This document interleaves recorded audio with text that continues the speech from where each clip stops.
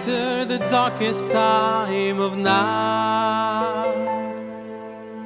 do we see the first. Now, what I want to bring out is everyone, whoever could escape the Soviet Union. Once Lenin and Stalin took over, it became literally a hell on earth, and everybody ran. The greatest, we're talking about the Chafetz Chaim, left to Poland, Reb Moshe Feinstein. There was no choice. But there was 7 million Jews left in the Soviet Union. And there was a man who stood up to the Soviet Empire.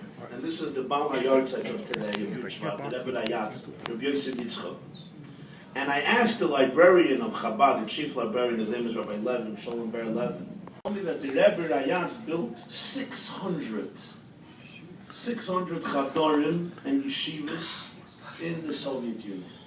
All underground. Some of them survived a month, some of them survived a year, some of them survived 10 years because they kept on closing and opening and closing and opening. And I thought to myself, today in America, for a person to open one school and to maintain it without a deficit is a nes min hashamayim.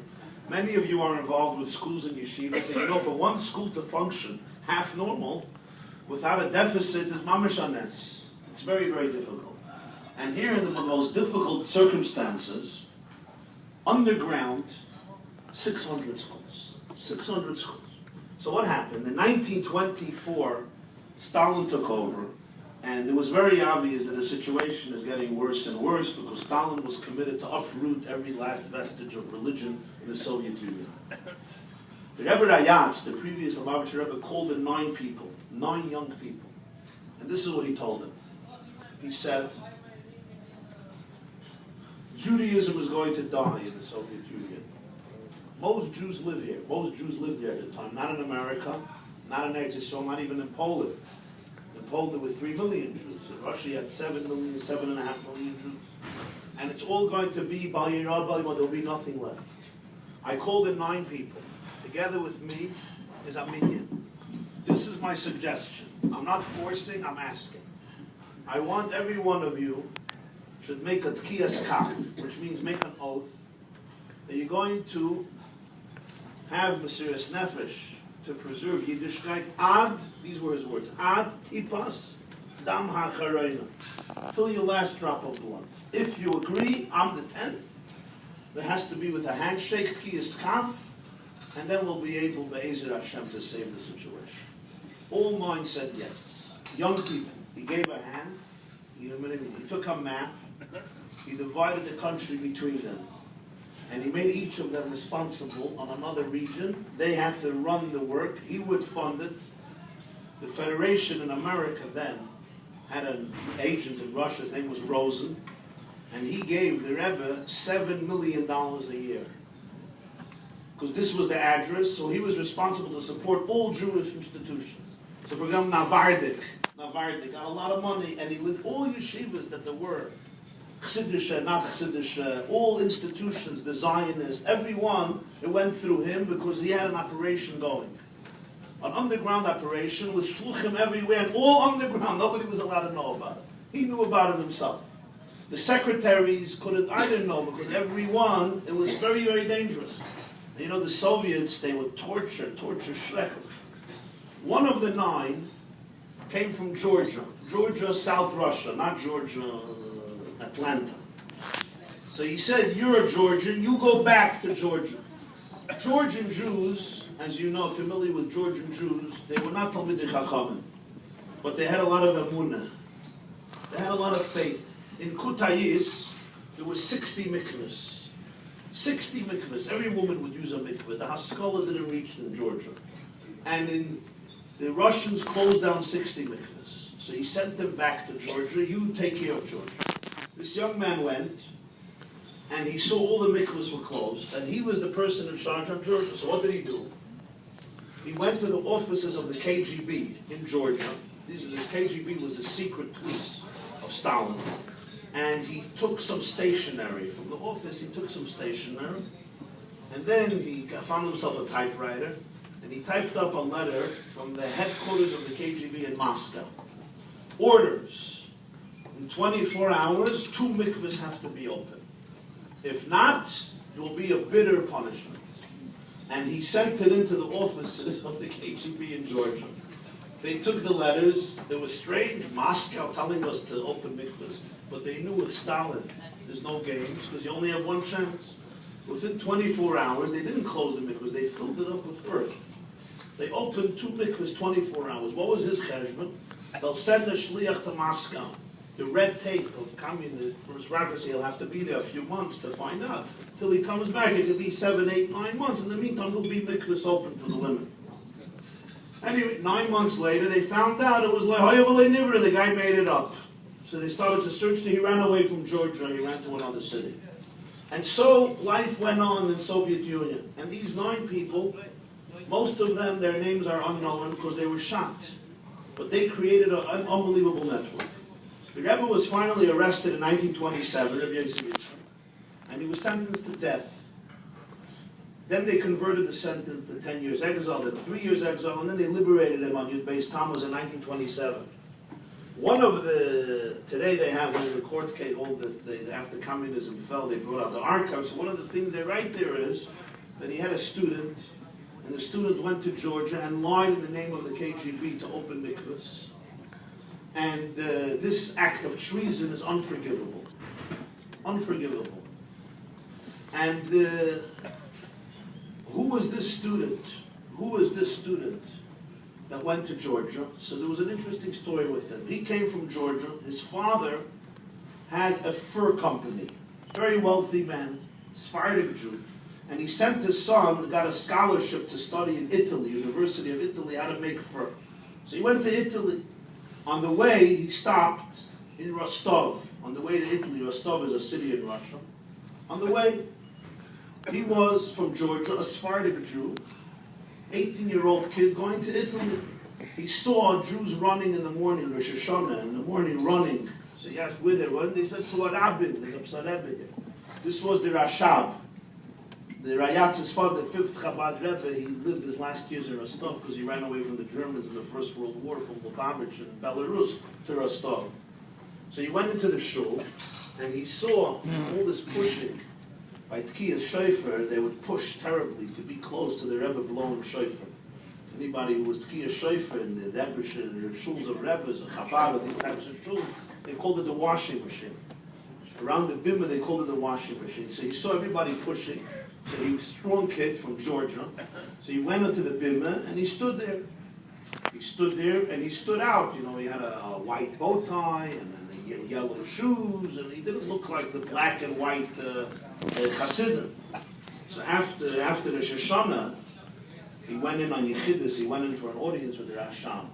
So he says, where you go? And they couldn't speak, didn't understand Yiddish. The Rasham didn't like to speak Russian or Georgian, so they spoke in Hebrew, Russian Kodesh. He said, where you go? He said, I'm going to Italy. He said, what's in Italy?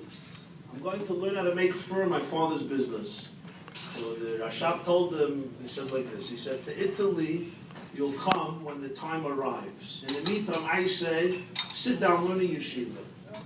And somehow it took to him, he wrote a telegram to his father, that he ended up in Rostov. He wants to stay in yeshiva. His father was a Sephardic Yid, he was happy. He ends up in yeshiva for a few years, and in 1924 he was called in to be one of the 9. And he's the one who opened these mikvahs in Georgia. And then he was arrested in 1938. They sentenced him also to death, this guy. What did he do? They sentenced him to death. In Russia, there's a law you couldn't execute a Meshuggah. So when they sentenced him to death, to be shot, like another 30 million people, it wasn't a chiddush, he took the containers of ink and he started to throw it on the judge who told them that he has a death sentence. They said he went crazy. So they put him in the hospital.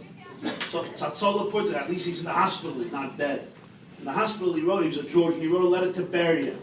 If you know Georgians, they're very into blood and family. If you've come from Georgia, they like you immediately. I don't know if they like people not from Georgia, but if you're from Georgia, they have, it's called, kinship. So he writes a letter to Beria. He says, I'm Georgian, you're Georgian, Stalin is Georgian. I'm just an innocent Georgian Jew. And he wrote a 25-page later, and he wrote Georgian poetry for sentimental reasons. Beria saw it, and he liked it. So he said, review his case again. Instead of shooting him, they gave him 25 years in Siberia. 25 years in Siberia. So he was sent to Siberia 25 years. He had a brother who was with the communists pretty good. So he came and he started to smear off the people. And ultimately, in the middle of the war, he got his brother out. He got out of Russia at the end of the war, and he writes a letter to the Rayats, who's already in America. What should I do?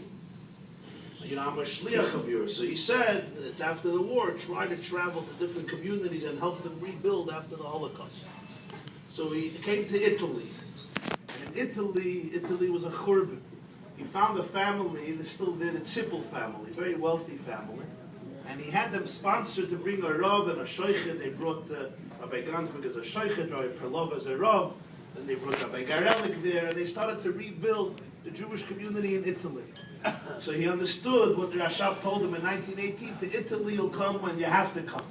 And then, how do I know the story? This Jew is my Zayda, Simon Yaakov. My father's father, Simon, his name was Simon. That's why my brother is Simon. He's not after my brother's after him. And he was a Georgian Jew. They called him Simon because 6 brothers of his died right after birth. So when he was born, they called him Siman Tov. That's what his name's Simon.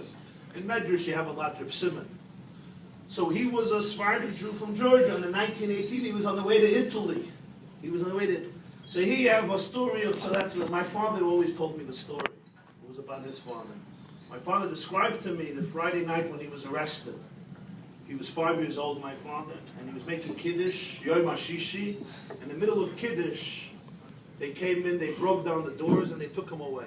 They took him away, and they thought it was over. Years later, they discovered that he was alive. This is how it worked. And here's a story of one person.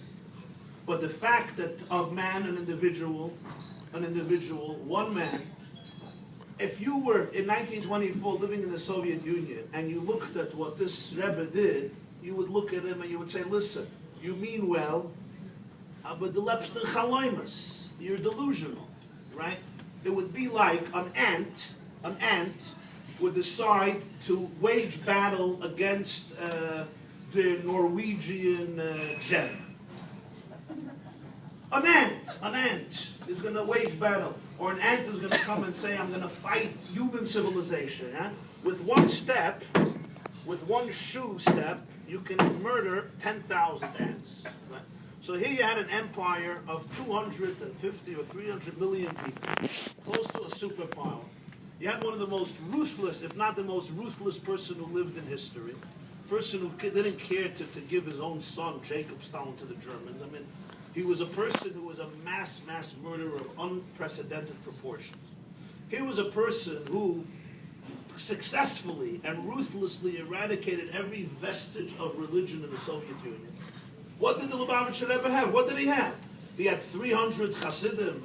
He had a few hundred Hasidim who were ready to fight. He had no weapons. He had nothing. Most rabbis were against him. They said it's wrong, it's nefesh, you don't do it, and this. So what did he fight with? One quality he had, one thing he had. He understood what's called eternity. He understood that it's a fight of Toiv against Ra. And he understood that Ra may be unbelievably powerful, but it's not real. What do I mean it's not real? Its power is not real. Its power comes from the fact that in this world Hashem is concealed. But in truth, ultimately, only one thing is going to win. God. Because He's the source of the world. He's the truth of the world. And Torah is God. It's Hashem's. So he knew that ultimately, victory belongs to the side of Torah, even though now there's 300 million people against you. And that's what he went with. And he built 600 chadarim, a yid to build 600 chadarim. And he was tortured and arrested, and so on and so forth. But sometimes it takes 400 years to get perspective. Not in this case. You'll go visit today the former Soviet Union. Lag BaOmer in the Kremlin, they had a parade of Jewish children, 3,000 Jewish children screaming Shema Yisrael on the street. They now have we're now in Shvat. Last summer, they had 84 full-time camps. 84 camps, full-time camps with hundreds of kids. They have 150 Jewish day schools. Chadarim, today in Russia. 150 schools that they created there. And mikvahs, in almost every city they put up a mikvah. So now, this was all 1924, not so many years. I mean, it's amount of years, but relatively speaking, they once asked a Chinese politician what his opinion of the French and American revolutions were. So he said it's too early to tell. China is 4,000 years old, but America and French, baby, 80, 90 years, it's not so much time. I mean, it's a lot of time. Everybody here is young. But relative to history, it's not so much time. You come back today, where's Stalin? Where's Stalin today? He's in Wikipedia. And where is Lenin? And where's Trotsky? And where's Marx? They're all on Wikipedia. You can read about them. But the mikvahs that were built in 1924 with Mamish Mesidus Nefesh, they're still there. So in the battle, if I could say, in the battle of Stalin versus Schneerson, 80 years ago, you didn't think that Schneerson would win. It didn't make sense. It was impossible. Just 80 years later, you see the Nitzachin of Torah. What does this teach us? We live, Baruch Hashem, with different nisyonos. But everyone has their challenges. We don't have the challenges of Stalin. We have 1,000 different challenges. And it's very easy to get disillusioned. It's very easy to give up. It's very easy to get cynical, get depressed, get angry. There's a lot of corruption and hypocrisy and problems and situations. We have to remember a person in the worst of times did not stop. He did not surrender. And he built 600 schools, and Yiddishkeit survived in the Soviet Union because of it. Here you have on this cruise, you have here a couple that I met, two Yidden that grew up in Petersburg under the communists. In Russia, you have to be an atheist. And I see today at Lake Rashi's and up in the Tamstfilin, this is the hashpah of what happened there in the Soviet Union. So it gives us perspective. It gives us perspective on how to know what is priority, what is not priority, and not to capitulate and surrender in light of what may even be real difficulties. Because ultimately in history, Ra is very powerful, sadly, but what wins, what triumphs at the end is Hashem Elokim Chayim, Hashem Elokim Emes, Chayi Olam Nota B'Seichenu, and this is what this person, the Baal Hailula, demonstrated. L'chaim, l'chaim, l'chaim.